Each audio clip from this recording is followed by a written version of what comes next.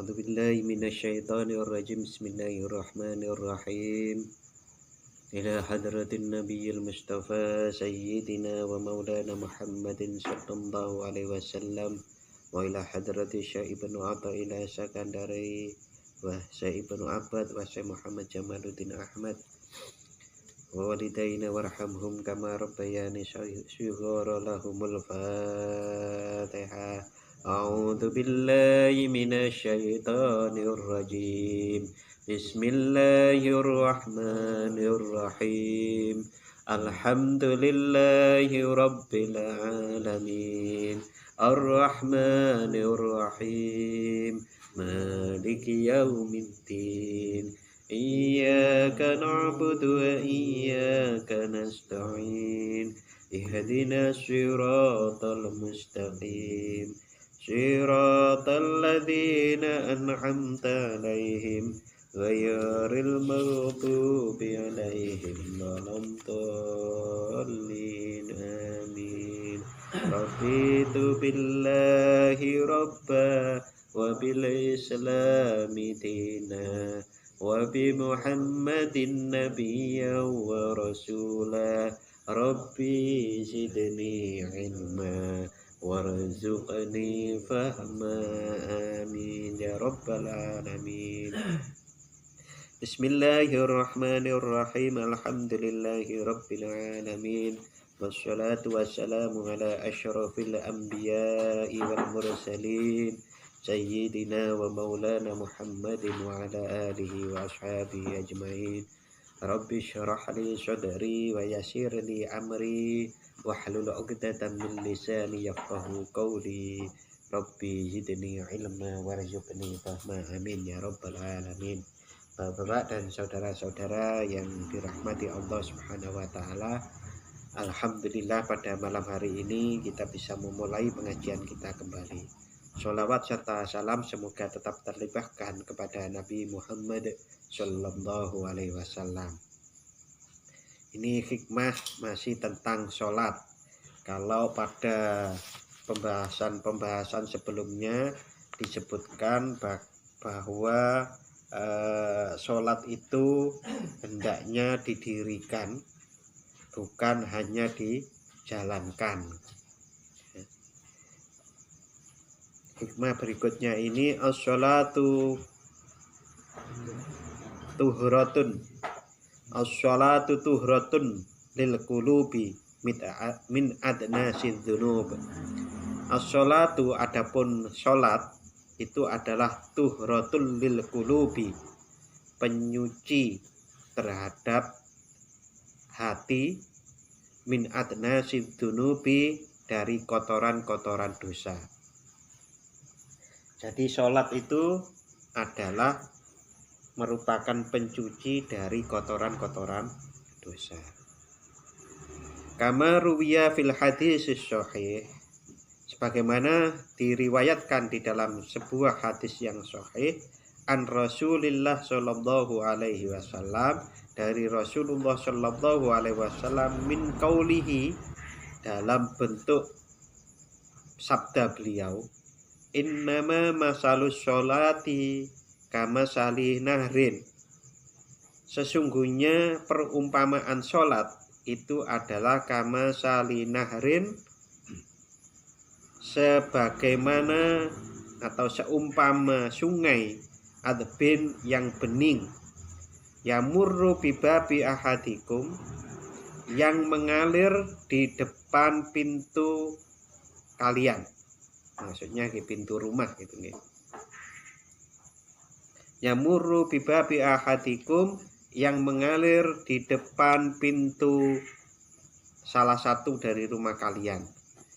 Yaktahimu fihi kulla yaumin,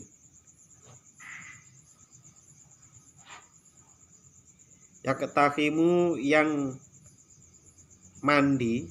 Yaktahimu di sini ini jegur, jadi masuk ke dalam sungai itu. Yaktahimu yang masuk ke dalam sungai, kulla yaumin, setiap hari, khamsa marratin, 5 kali.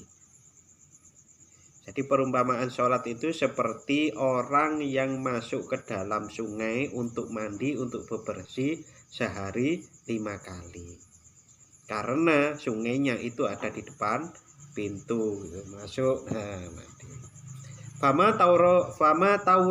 tarawna dzalik. Maka apakah pendapatmu tentang hal seperti itu? Kalau ada orang yang setiap hari mandi 5 kali di air yang bening, ayu beki min daunihi syai'an, adakah tetap di badannya itu ada kotoran sedikit pun? Nggih, normalnya kalau orang mandi 5 kali itu kan akan bersih. Seandainya pun kotor, dimandikan, dibersihkan ya bersih. Wong kita mandi sekali aja bersih, apalagi 5 kali. Sholat, kalau sholat itu didirikan, sebagaimana dijelaskan pembahasan sebelumnya, didirikan, betul-betul didirikan dengan hak-haknya sholat, didirikan dengan memperhatikan syarat rukunnya sholat, dengan khusyuk, maka akan bisa membersihkan diri kita dari kotoran-kotoran. Kotoran-kotoran yang dibersihkan itu kotoran yang mana? Ya kotoran yang setiap hari maupun hari-hari yang lalu. Itu bisa terus dibersihkan. Kadangkala kalau ada orang merasa tidak ada yang perlu dibersihkan dari dalam dirinya, berarti kan seperti seakan-akan dia itu tidak punya kesalahan kepada Allah. Apa pernah orang berpikir seperti itu? Dia tidak punya dosa. Ya saya sendiri pernah mendengarkan bahwa ada orang itu kok istighfar terus, apa ya sing istighfari, gaya banget gitu loh. Saya dengar itu. Apakah gurau atau tidak, tapi paling tidak ini bisa dijadikan contoh ya, bahwa ada orang-orang yang merasa mungkin kebaikannya sudah banyak, bisa bangun masjid, haji sudah, zakat sudah, sholat sudah gitu. Padahal seseorang itu sebagaimana kita ketahui bersama, wong dirinya saja itu diciptakan oleh Allah. Tidak ada kekuatan sedikit pun yang dia punya itu kecuali itu atas pertolongan. Apa-apa itu pertolongan. Sampai-sampai nanti di hari kiamat itu ada orang yang merasa gitu, ada malaikat diperintah oleh Allah untuk memasukkan seseorang ke surga atas rahmatku. Baik, malaikat masukkan orang itu ke surga karena kasih sayangku. Akhirnya, ayo silakan masuk, karena Allah kasih sayang denganmu, maka engkau masuk surga. Kok dengan kasih sayang? Kok bukan karena amal saya? Bukan. Kok dengan kasih sayang Allah, bukan karena amal ibadah saya yang sudah saya kumpulkan itu. Akhirnya malaikatnya begini, diperintah oleh Allah. Oke, sekarang ditimbang saja antara kenikmatan yang dipunyai, yang diberikan oleh Allah waktu di dunia itu dengan ibadah, perintah-perintah yang ditaatinya. Akhirnya ditimbanglah amal ibadahnya itu dengan kenikmatan yang Allah berikan. Yang ditimbang pertama itu mata dengan kenikmatan mata, dengan apakah sudah imbang dengan amal ibadahnya. Lah baru dengan mata itu sudah jeglek. Berat mana? Berat kenikmatan mata. Wah. Ternyata mata itu luar biasa kenikmatan yang diberikan oleh Allah, hanya dengan mata saja. Amal ibadah yang dilakukan oleh orang tersebut itu tidak mencukupi untuk ngijoli kenikmatan yang ada di mata itu. Wah, akhirnya ya sudah masuk neraka kalau begitu.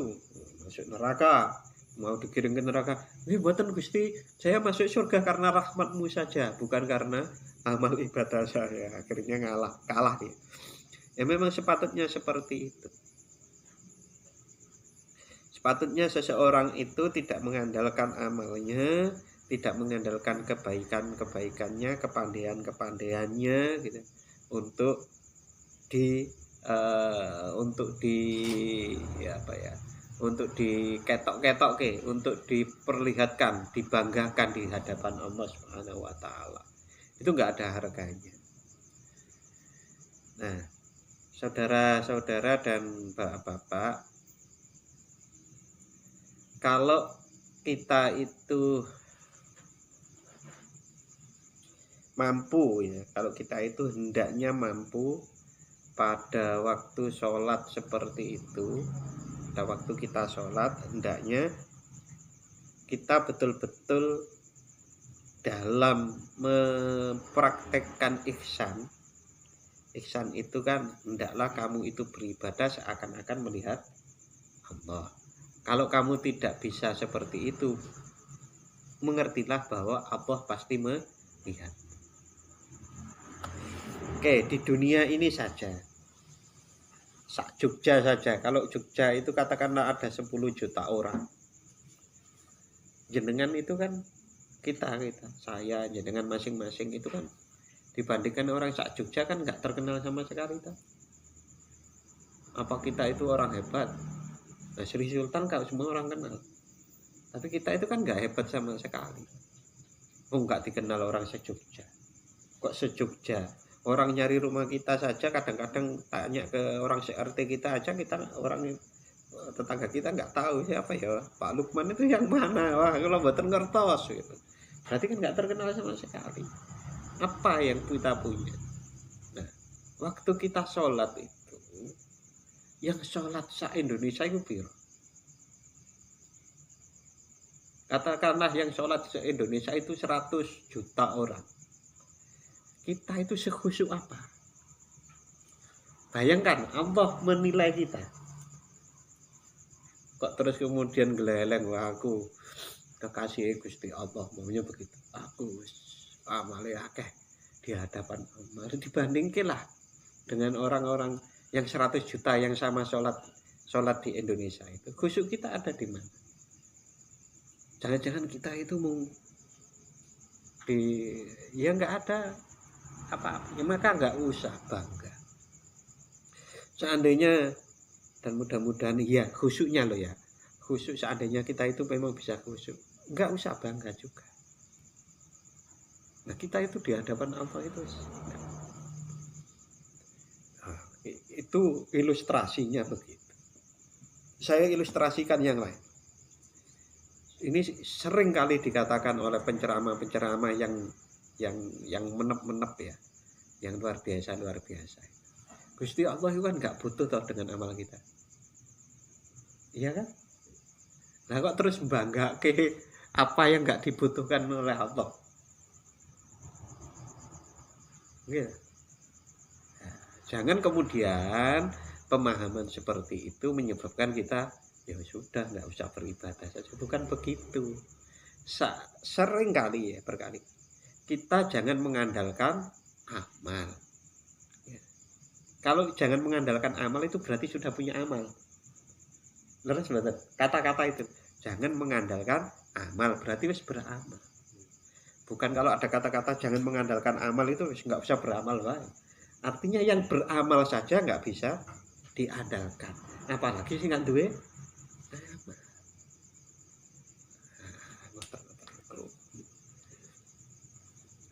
Yang benar kita itu hendaknya merasa banyak sekali yang perlu dibersihkan di jiwa kita, di pikiran kita, di hati kita dengan sholat. Sholat itu adalah anugerah Allah atas kasih sayangnya kita itu dikasih sebuah alat pencuci agar kita itu bersih. Bersih kali kotor niku kan tentu lebih baik bersih toh. Orang itu akan nyaman hidupnya kalau dirinya bersih. Contoh, kalau kita pernah saja berbuat nyolong, mencuri, maka saat ada berita di TV pencurian terjadi, itu kan kita kroso gelisah. Waduh, aku ya pernah nyuri itu kalau mencuri.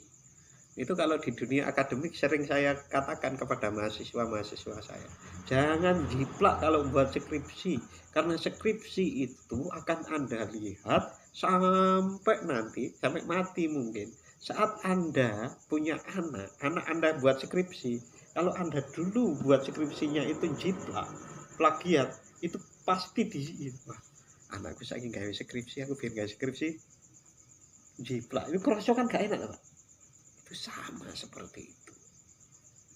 Jadi sebetulnya siksaan terhadap dosa-dosa seperti itu sudah terasa, sudah dihukum walaupun baru sedikit hukumannya.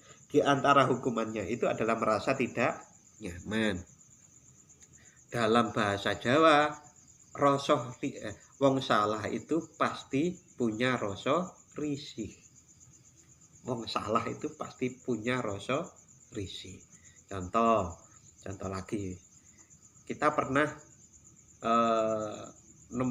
meninju orang karena kita pikir orang itu berbuat salah. Itu saja salah paham ya. Saat kita ketemu orang itu kan pasti risih tau kita itu. Waduh, biar pernah kesalahan nempiling dia. Pasti orang itu duwe rasa risih saat salah. Nah, kalau ada orang yang nggak punya rasa risih, ya itulah orang yang sudah keluar dari jalur yang disebut sebagaimana seperti orang-orang yang dilulu itu loh Pak. Dilulu, hidupnya itu sudah dilulu, sudah deklarasi wis gak api-apian wis. Delek sing halal ae, delek sing haram ae angel kok. Iya kan? Mencari yang haram aja susah kok, apalagi yang halal. Wis ora halal haram manis pokoknya tabrak terus gitu umpamanya. Itu yang pertama. Sholat adalah pencuci. Pencuci itu maksudnya bisa menyucikan hati kita, jiwa kita, diri kita dari kotoran-kotoran dosa. Yang kedua, wastiftahun libabil ghuyub. Sholat itu juga akan membuka kepada pintu kegaiban. Sholat itu akan membuka pintu kegaiban. Di annal quluba, karena sesungguhnya hati idza dhaharat, saat suci, wa tazakkat, dan bersih, rufi'a anha al-hujib. Rufi'a maka diangkat anha dari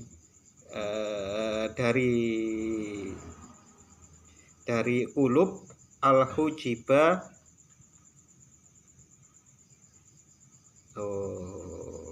Rufi'a anha maka diangkat dari hati yang orang yang bersih itu.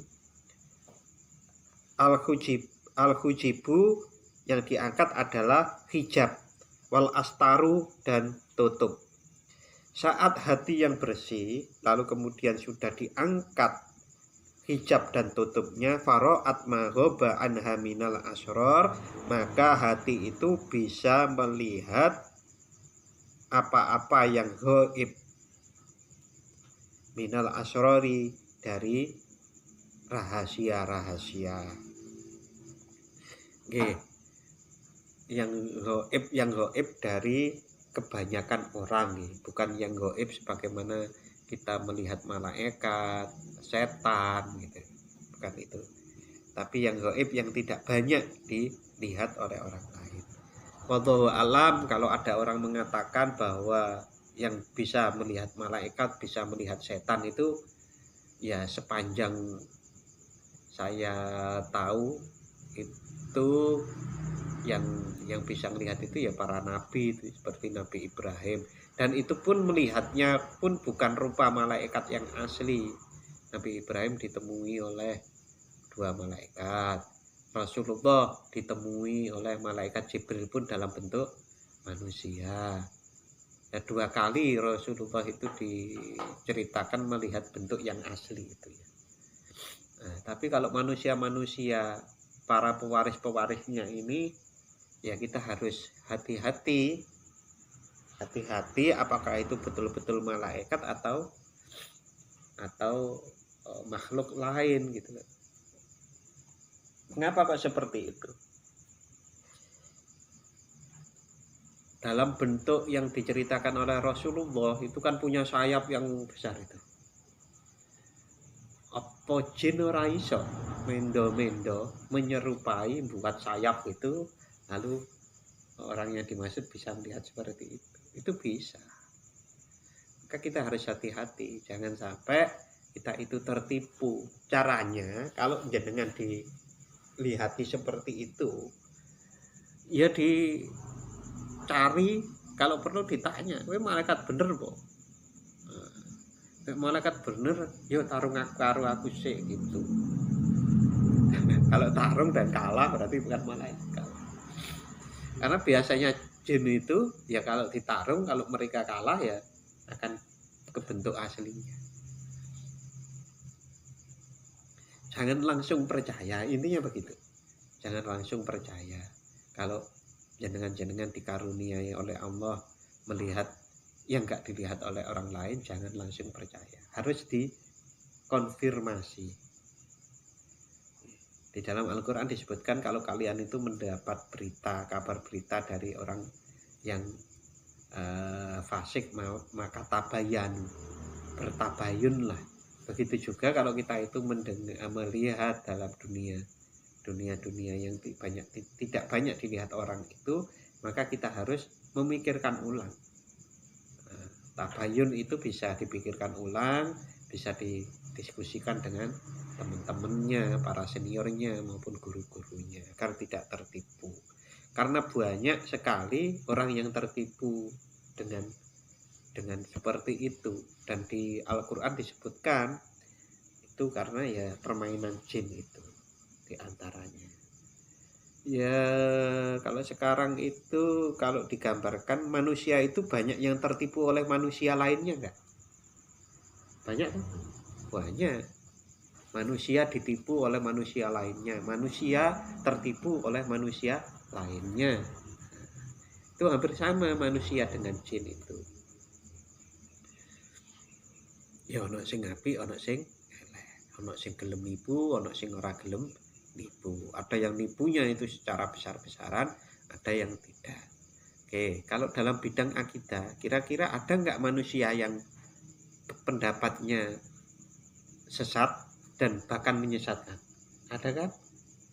Begitu juga jin itu pendapatnya juga bisa sesat, bisa menyesatkan. Contoh kecil cerita-cerita yang saya peroleh itu, jin itu ada 2 umpamanya.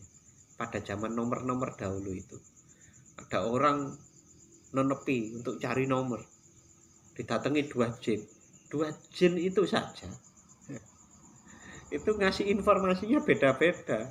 Sesuk sing metu 30, sing siji ora 13. Enggak selalu benar juga, sama dengan manusia. Maka kita harus tabayanu tadi, harus mengkonfirmasi, mengecek benar atau tidak. Bahkan kalau jenengan itu dianugerahi oleh Allah untuk mampu konsentrasi dan kemudian berinteraksi dengan jin, berinteraksi kok terus kemudian kesana kemari, jiwa kita itu bisa jalan-jalan kesana kemari lalu ditemui oleh wali, ngaku wali pun, itu juga harus dikonfirmasi, tidak langsung harus percaya. Itu 2. Sholat itu yang pertama adalah pembersih dari kotoran dosa. Yang kedua, sholat itu membuka pintu kegaiban. Yang ketiga, washolatu mahalul munajah.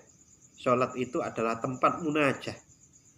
Munajat itu, jadi kan kalau munajat itu bunga-bunga nggak tahu. Munajat itu bunga-bunga. Wih, kan betul tak? Munajat itu adalah ada keakraban nggak di situ?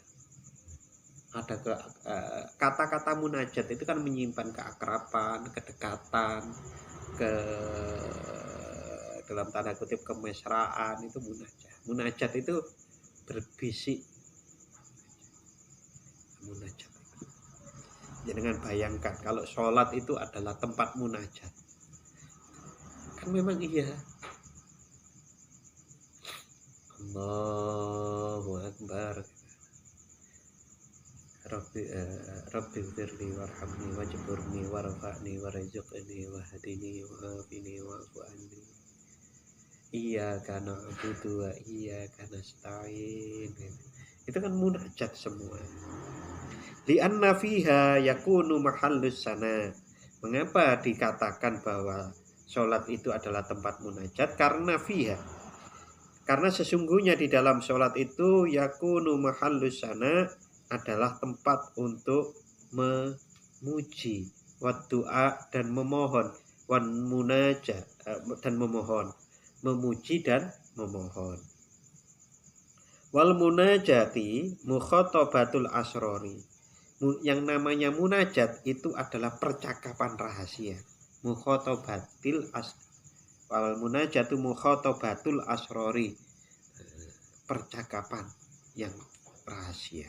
Inda sifa ila adhkari, saat beningnya zikir, beningnya zikir atau ingat atau sadar, lil maliki jabbar, kepada raja Allah yang maha raja, al jabbaru yang maha perkasa.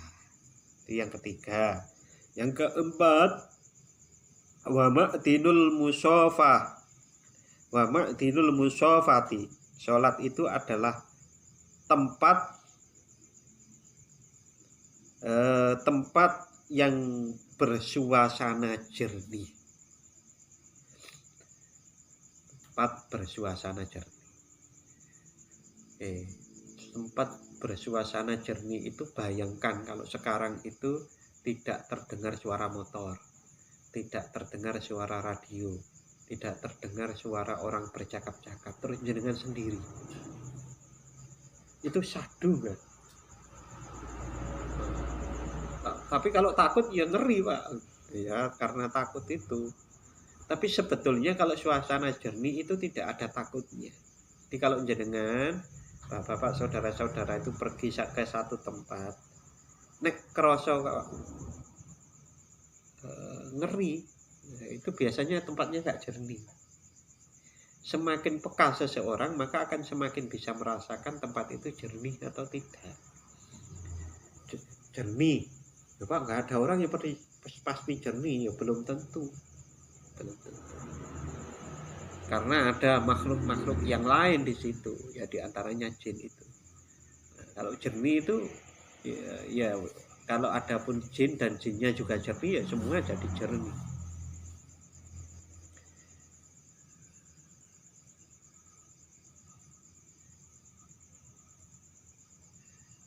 Ya, jernih, bening, enak, asik gitu.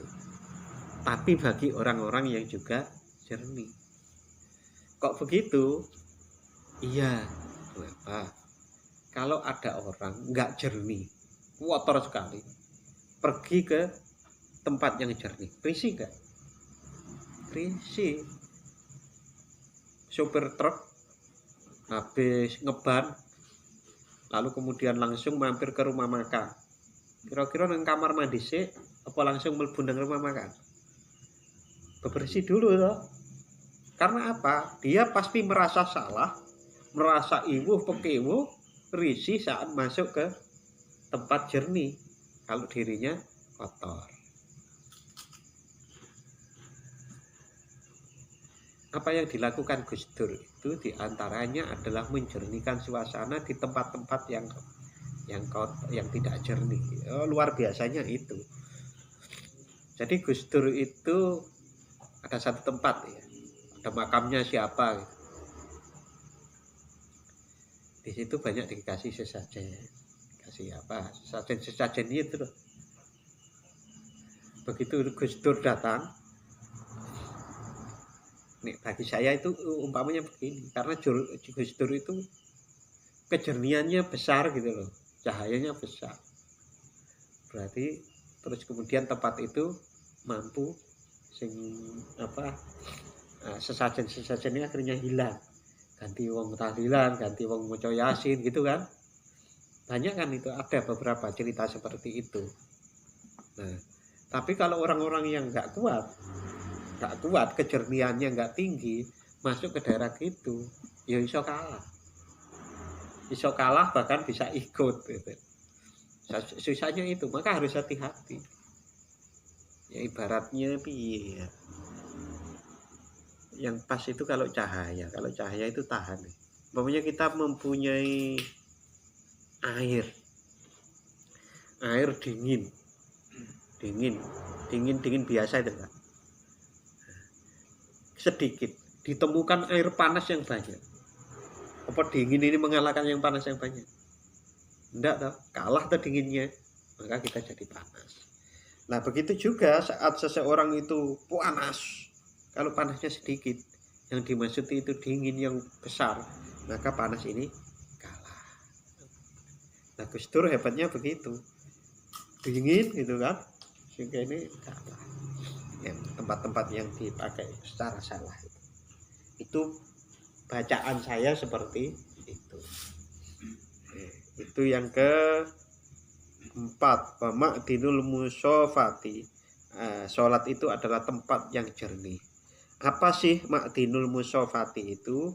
Wahya zawalul aqdari al-kauniyati, yaitu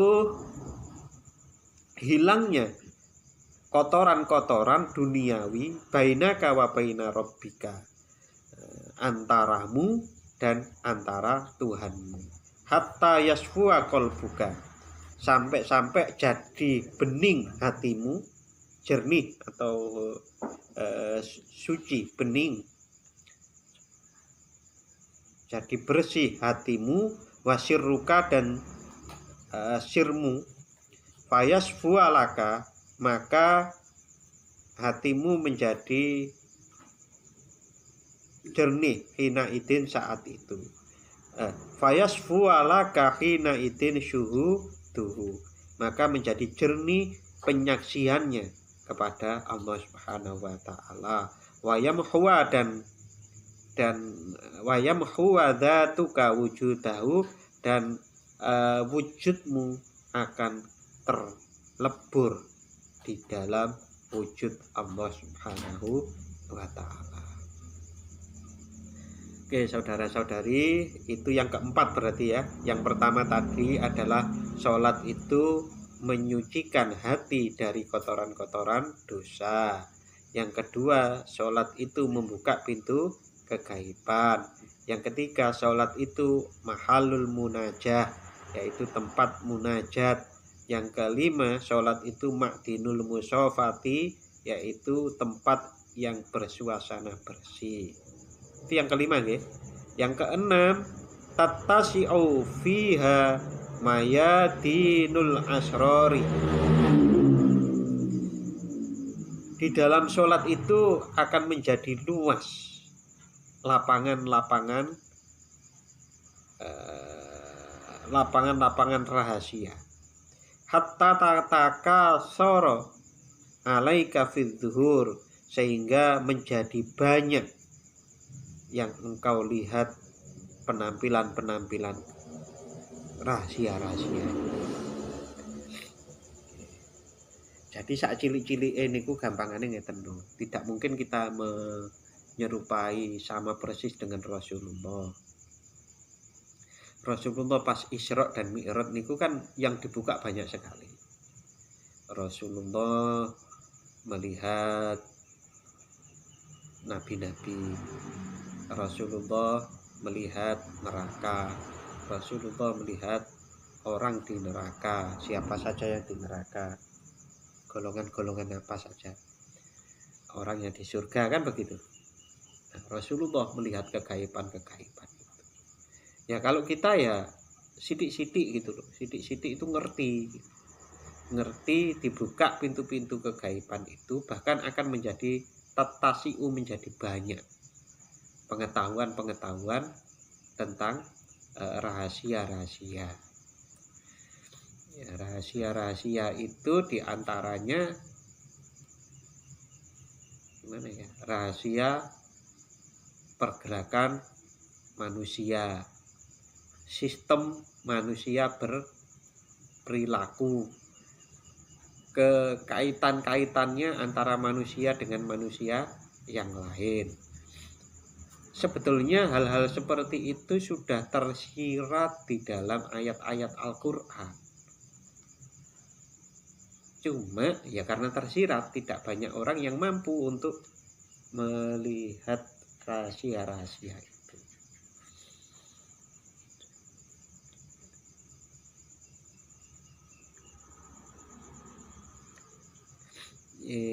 Di bahasa populer itu begini, kalau ada orang kok sugih banget, wongnya kok sugih banget ya, janjane kae sing nggawa takdire sugih itu sapa ya, Bu? Sing wedok apa sing lanang? Nah kayak gitu-gitu itu ngerti. Gampangane ngono-ngono lho. Kayak kok ruwet ae uripe. Nah, iku umpan iku iya ngerti gitu, Pak. Wah, ruwet wae kayak orang itu yang ngelakoni terus iku kok. Coba ngalih. Enggak, ngalih itu ngalih keyakinan. Keyakinan bukan keyakinan besar. Ada keyakinan-keyakinan yang sub-sub itu contoh lah, ketauhidan. Kita itu tidak boleh menyekutukan Allah. Gitu kan. Nah, tapi ternyata di dalam dirinya itu ada sekutu yang lain, walaupun bukan Tuhan gitu, bukan Allah punya Tuhan gitu. Tapi wah, aku ini gak ngelakoni iki nek gak ketemu Mbah Kae umpamane, aku ora rezekiku seret. Nah, itu ada kesirikannya gitu. Nah, orang-orang yang mengetahui rahasia-rahasia seperti itu bisa melihat itu. Bukan melihat, dikasih tahu oleh Allah gitu, dikasih tahu. Ya orang gitu apa kok terus kemudian ngomong, "Leh, kowe ajak ini." Enggak. Orang seperti itu pasti diam. Karena apa? Etikanya memang enggak boleh disampaikan. Bolehnya itu dijadikan bukan disampaikan gitu, kecuali orangnya datang. Orangnya datang minta nasihat, dan itu pun harus muter-muter biasanya menyampaikannya, tidak langsung gitu. Salah nanti langsung disampaikan itu. Ada yang langsung nyampaikan begitu ya ada, tapi itu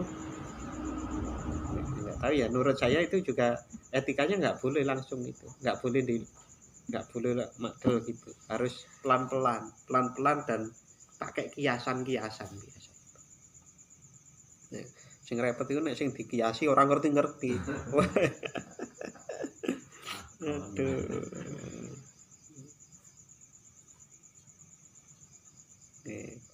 Hatta tataka soro alaika fidzuhur. Yang ke 5 ya. 5 apa 6 malah nih? 6 nggih. Oke. Yang ke 7. Yang ke 6, tadi yang kelima. Wa tasyriku fiha syawarikul anwar. Salat itu adalah membuat mencorong cahaya itu lebih kuat, lebih berpendar, lebih kuat lagi. Fayakunu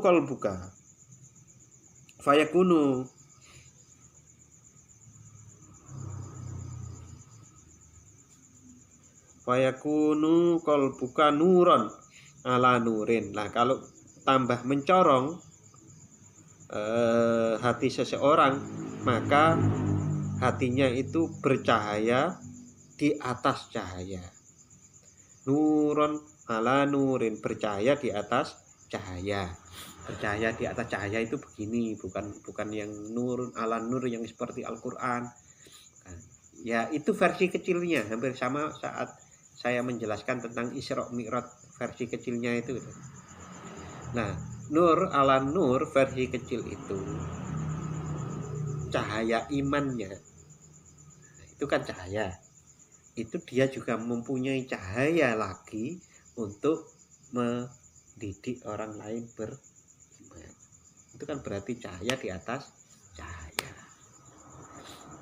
Cahaya soge, dia bisa membawa orang lain untuk dididik menjadi suge hati maksudnya. Ya intinya seperti itu. Ya tidak hanya bermanfaat pada dirinya tapi bermanfaat pada orang lain. Nah itu berarti nur ala nur. Wahadihil ibarata wahadihil ibaratu asyiddu.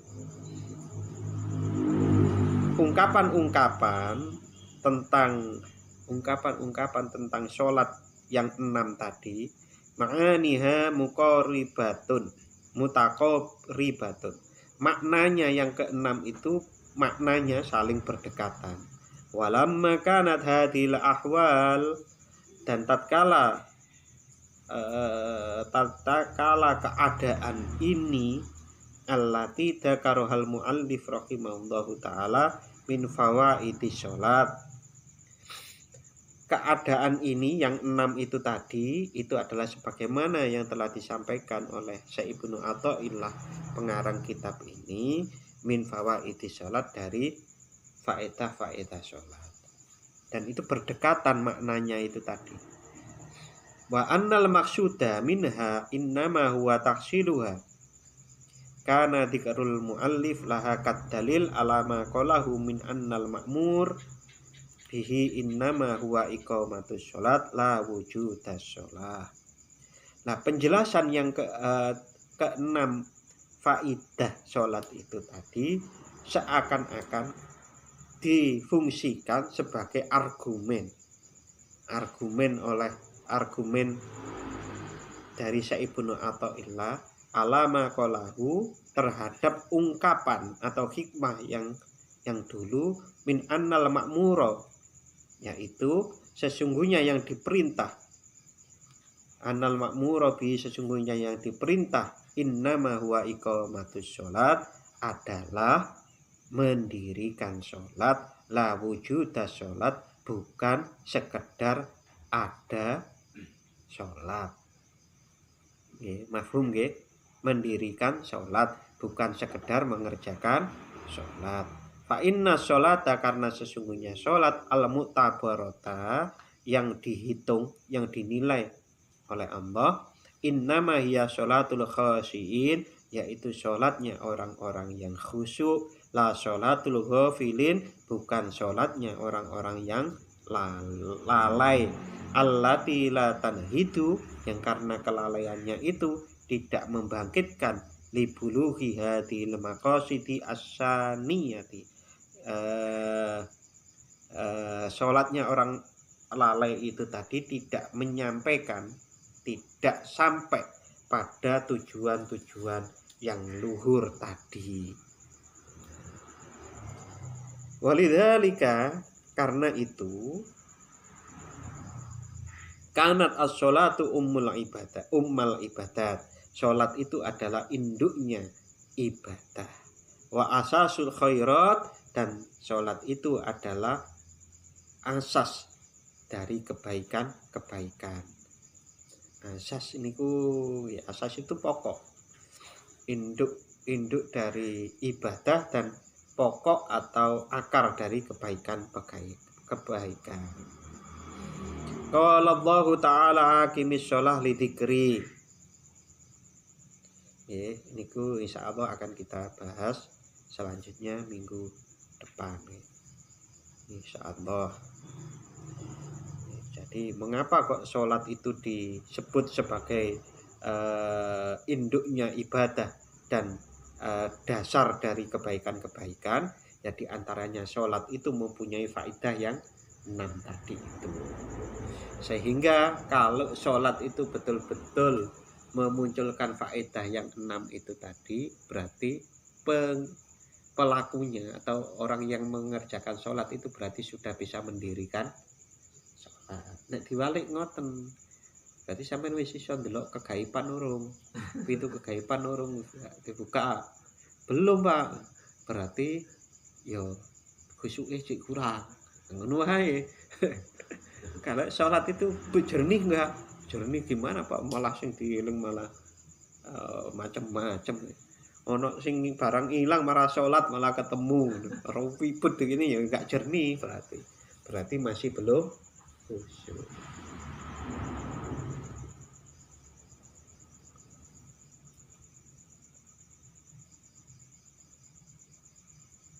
Ngoten riyen nggih. Ya kita akhiri bismillahirrahmanirrahim. Allahumma inni astaudiuka ma 'allamtanihi faradudhu ilayya 'inda hajati ilaihi wa la tumsinihi ya rabbal alamin. Barakatil Fatihah. A'udzu billahi minasyaitonir rajim. Bismillahirrahmanirrahim.